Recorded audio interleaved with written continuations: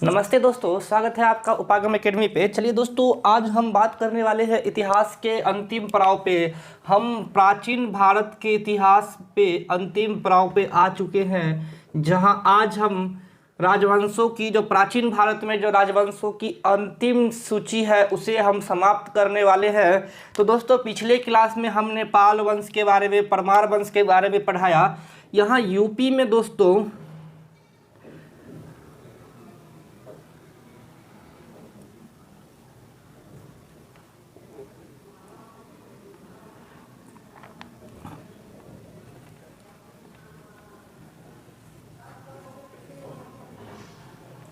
जाने दीजिए, ये दोस्तों नेपाल है, यहाँ अपना बिहार है,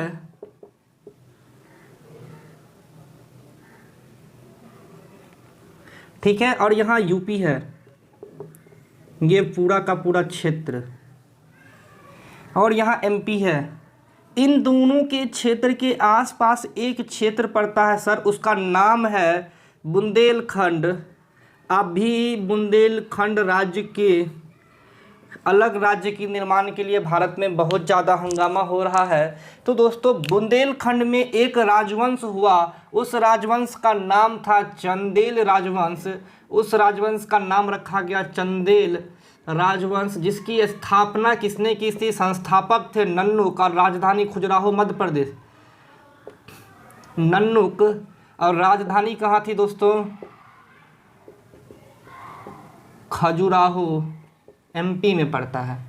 तो हमने आपको इससे पहले बिहार यानी बिहार बंगाल यानी मुंगेर और बंगाल के आसपास में हम सेन वंश, पाल वंश के बारे में, फिर राजपूत वंशों के बारे में, फिर हमने परमार वंशों के बारे में पढ़ाया। आपको हमने राजा भोज के बारे में पढ़ाया, उज्जैन नगरी के बारे में पढ़ाया। आज हम बात करने वाले हैं खजुराहो के बारे में। आज हम बात करने वाले हैं चंदेल वंश के बारे में, और इसका जो संस्थापक था नन्नुक, इसने चंदेल वंश की नींव डाली और एक अलग राजवंश की स्थापना की। उसका नाम रखा गया चंदेल।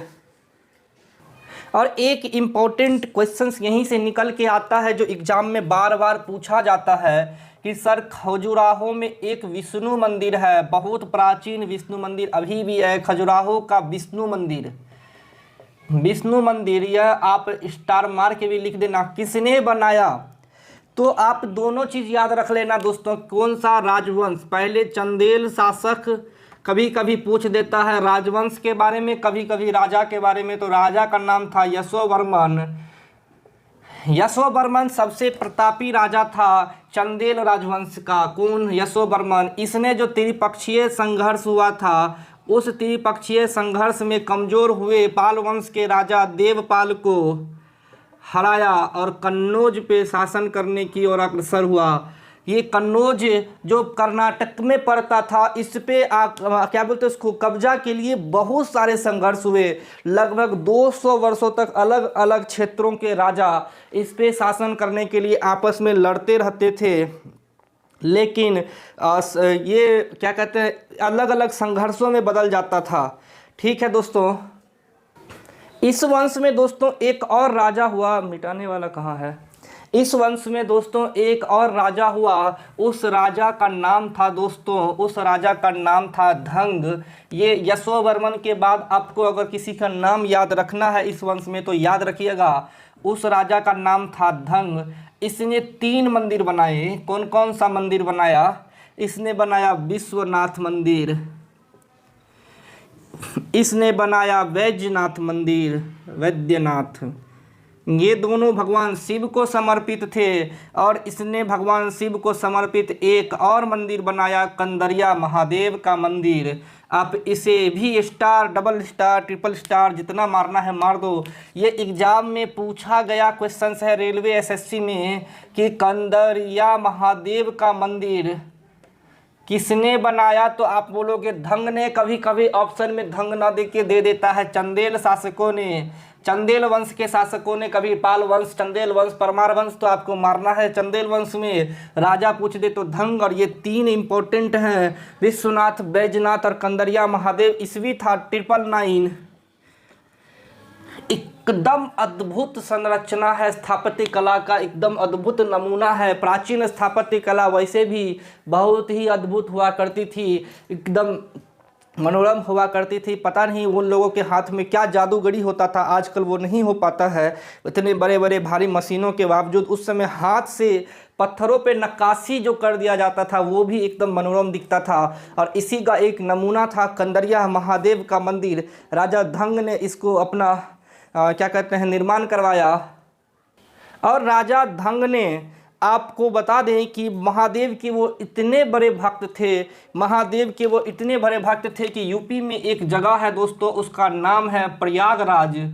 प्रयागराज, कोई ज्योग्राफी पढ़ रहे होंगे तो आप इसका भौगोलिक स्थिति के हिसाब से बताइए कि प्रयागराज क्यों फेमस था। तो प्रयागराज फेमस था गंगा और जमुना के संगम के लिए, गंगा जमुना के संगम के लिए। और इसी धरती पे राजा धंग ने भगवान शिव की अक्षुण्ण तपस्या करते हुए अपना शरीर त्यागा। किस रूप में? तपस्या करते हुए अपना शरीर को त्याग दिया था। और महादेव के वो सबसे बड़े भक्त उस समय माने जाते थे।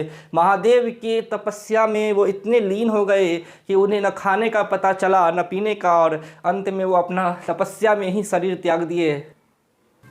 दोस्तों, चंदेल वंश के बाद अब हम बात करेंगे भारत में एकमात्र हमने जो राज्य अभी छोड़ दिया है। दक्षिण हम पढ़ा चुके हैं, लेकिन दक्षिण में जो कुछ छोटे छोटे राज्य थे हम आज उसकी भी चर्चा कर लेंगे, जिसमें होयसल वंश भी था। चलिए आज हम बात करेंगे अब अपने जो एक राज्य जिस पे हम अभी तक चर्चा नहीं किए हैं, और वह राज्य था राजस्थान के जस्ट नीचे ये राज्य गुजरात। ये राज था सर गुजरात। और गुजरात में एक राजवंश था, उसका नाम था सोलंकी। ये सोलंकी राजवंश कुछ और नहीं था, चालुक्य की एक और शाखा थी। हमने चालुक्य पढ़ा चुके हैं। चालुक्य में एक बेंगी पढ़ाया, बतापी पढ़ाया, कल्याणी पढ़ाया, और इसकी एक और शाखा जो राज्य गुजरात के शाखा में थी, उन्होंने चालुक्य के तो शाखा थी लेकिन अपना एक राजवंश स्थापित किया जिसका नाम था सोलंकी। और यह राजवंश कहाँ पे अपना शासन करता था? तो यह भारत के गुजरात प्रदेश में। अगर सोलंकी वंश के स्थापना की बात करें, संस्थापक की, तो सोलंकी वंश का संस्थापक था मूलराज प्रथम। सोलंकी वंश का संस्थापक था, अरे इसको मिटाओ, मूलराज प्रथम। अगर राजधानी की बात करें तो गुजरात में एक जगह पड़ता है अहिल्यावाड़। इस जगह पे आपको ये राजधानी पड़ता है। और किस किस को भगवान शिव के सबसे बड़े स्थापत्य कला का उदाहरण एक मंदिर है जिसको मोहम्मद गजनी ने बहुत बार लूटा था, लगभग 1025, 1021 में, 1001 में भी, और वो था गुजरात में स्थित सोमनाथ मंदिर। गुजरात में स्थित सोमनाथ मंदिर को मोहम्मद गजनी, जब हम पढ़ाएंगे आधुनिक भारत में, महमूद गजनी के बारे में पढ़ाएंगे, गौरी के बारे में पढ़ाएंगे, तब बताएंगे। तो मोहम्मद गजनी सोमनाथ मंदिर में अपार सोना चांदी हीरा इसको लूटने के लिए आया और लूटा भी। और उस समय इसी वंश का एक राजा था जिसका नाम था भीम प्रथम। भीम प्रथम के समय मोहम्मद गजनी सोमनाथ मंदिर पे आक्रमण किया और इसे लूट के चला गया। लेकिन इतिहास में एक पॉइंट हमने और पढ़ाया इस राजा के बारे में जो आपको जानकारी रखनी है, वो जानकारी रखनी है राजस्थान के आबू यानी माउंट आबू के बारे में हमने पढ़ाया है। माउंट आबू के बारे में पढ़ाया हमने, बोला चौहानों की उत्पत्ति माउंट आबू में उपस्थित अग्निकुंड से बोला जाता है। लेकिन चलिए एक चीज़ हमने पढ़ाया कि सर यहाँ पे बार बार हम बोले, इतिहास से लेके भूगोल तक में जब हमने राजस्थान में अरावली पर्वत श्रृंखला पढ़ाई, उस अरावली श्रृंखला की सबसे ऊंची शिखर गुरु शिखर की बात की, तो हमने माउंट आबू की बात की और बोला सर यहाँ दिलवारा का जैन मंदिर है। हमने उस समय बोला था कि सर भीम ने, राजा भीम ने इसकी क्या कहते हैं दिलवारा का जैन मंदिर निर्माण करवाया। तो दोस्तों राजा भीम का मंत्री था विमल।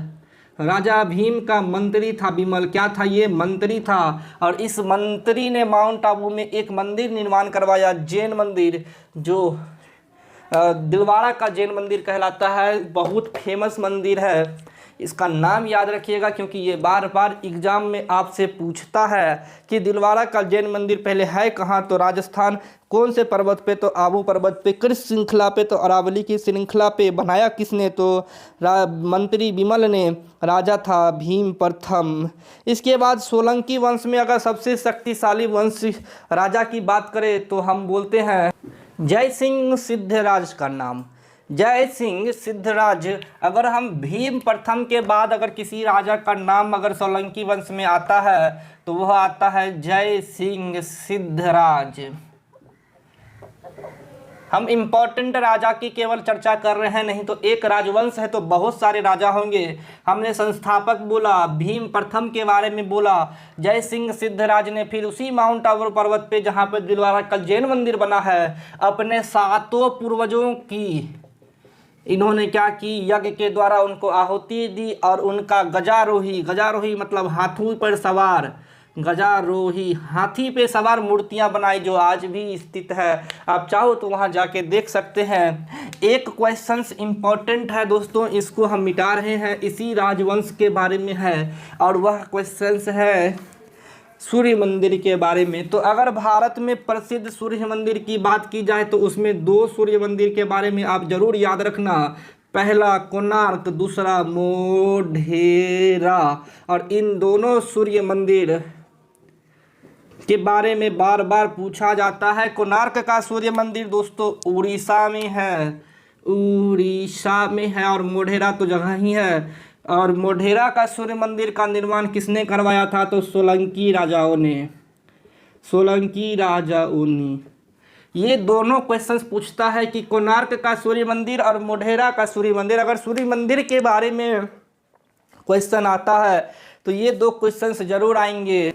और मंदिरों में अगर हमने महाकाल मंदिर की बात करें, यानी भगवान शिव से संबंधित महाकाल मंदिर की बात करें, तो एक हमने बोल दिया कि एक महाकाल मंदिर तो उज्जैन में बनाया गया है। दूसरा महाकाल मंदिर, रुद्र महाकाल मंदिर, सिद्धराज ने बनाया था। किसने, जय सिंह सिद्धराज ने, सिद्धराज ने। ये जय सिंह सिद्धराज सोलंकी वंश के राजा थे। और इस वंश का अब अंतिम राजा की बात करें, क्या अंतिम राजा, तो राजा भीम प्रथम था, ये भीम द्वितीय था और यह इस वंश का अंतिम राजा था। तो याद रखने वाला इसमें मोढेरा का सूर्य मंदिर है, दिलवारा का जैन मंदिर है, रुद्र महाकाल का मंदिर है और अंतिम राजा, प्रथम राजा। उत्तर पश्चिम में दोस्तों राजस्थान में अब हम एक अंतिम राजवंश के बारे में पढ़ेंगे और तब हम दक्षिण के 2 प्रमुख राजवंशों पे जाएंगे। उत्तर पश्चिम यानी राजस्थान के एक मेवाड़ प्रदेश में एक राजा हुआ करते थे और उस राजवंश का नाम था सिसोदिया राजवंश, डायनेस्टी, सिसोदिया राजवंश। इस राजवंश में आपको प्रमुख राजाओं के बारे में पढ़ना होगा, तो उसमें आप राणा सांगा के बारे में पढ़ेंगे। सिसोदिया राजवंश के बारे में, संस्थापक के बारे में तो जानकारी हमें भी नहीं है, लेकिन हमें एक राजा का नाम याद है, वो राजा है राणा कुंभा। यह अपने विजय के उपलक्ष्य में एक स्तंभ बनाया, विजय स्तंभ, भगवान विष्णु को समर्पित विजय स्तंभ। यह स्तंभ था दोस्तों और यहाँ पे उन्होंने मशाल जला दिया, यहाँ पे उन्होंने एक मशाल जला दिया। यह मशाल जलते रहता था। याद करो दिल्ली का इंडिया गेट, जहाँ पे शहीदों की याद में एक स्मारक बना है, उस स्मारक के शीर्ष पे एक दिया जलता है, वह दिया कभी नहीं बुझता है। उसी तरह यह विजय स्तंभ था जो कभी बुझना नहीं चाहिए था, ना बुझता है। यह राणा कुंभा ने बनाया था। 1518 में एक युद्ध हुआ था दोस्तों राणा कुंभा और इब्राहिम लोदी के बीच में। इब्राहिम लोदी हम बढ़ाएंगे इसलिए हम नहीं बता रहे हैं। 18 में हुआ था अब राणा कुंभा और इब्राहिम लोदी के बीच में, और उस युद्ध का नाम था खंगोली का युद्ध। उस युद्ध का नाम था दोस्तों खंगोली। इसको हम फिर से पढ़ाएंगे। अब चाहो तो अभी मत याद करो, चाहो तो याद कर लो, लेकिन ये इम्पोर्टेंट में आएगा, हर एक की इम्पोर्टेंट में ये आएगा। दक्षिण के 2 प्रमुख राजवंश हमें अभी पढ़ने हैं। इसके बाद दोस्तों हम ये टॉपिक ख़त्म कर देंगे और आपका जो इतिहास है उसका एक खंड जो प्राचीन भारत का खंड है आज वो समाप्ति की ओर है। हमने बहुत डिटेल से एक एक पॉइंट को एनालिसिस करके आपके सामने रखा है। दक्षिण में हम दोस्तों 4 राजवंश थे जिसमें 2 इम्पोर्टेंट है, यादव और होयसल। इसके बाद आपको काकतीय राजवंश में भी आता है, बीटा प्रथम था उसका संस्थापक, लेकिन हमें सिर्फ ये दोनों पढ़ाना है क्योंकि एग्जाम में उससे नहीं आता है। तो भिल्लम पच्चम इसके संस्थापक, देवगिरी राजधानी, विष्णुवर्धन संस्थापक, द्वार समुद्रम राजधानी। टॉपिक यहीं पे समाप्त करते हैं दोस्तों। आज की वीडियो में इतना ही। अब हम आपको 2 से 3 वीडियो हम प्राचीन भारत में देंगे जो कि अब संक्षिप्त निचोड़ होगा। हमने जितना पढ़ाया है प्रागैतिहासिक काल से लेके ऋग्वेदिक, उत्तर ऋग्वेदिक, मौर्य काल, मगध साम्राज्य, जनपदों के बारे में, सभी के बारे में हम एक निचोड़ 2 से 3 वीडियो में आपके सामने रख देंगे ताकि आपको पूरा कंप्लीट रिवीजन हो जाए। तो हम रिवीजन सीरीज भी लाएंगे, तब मगध काल शुरू करेंगे। आज की वीडियो में हम इतना ही रहने देते हैं दोस्तों। धन्यवाद।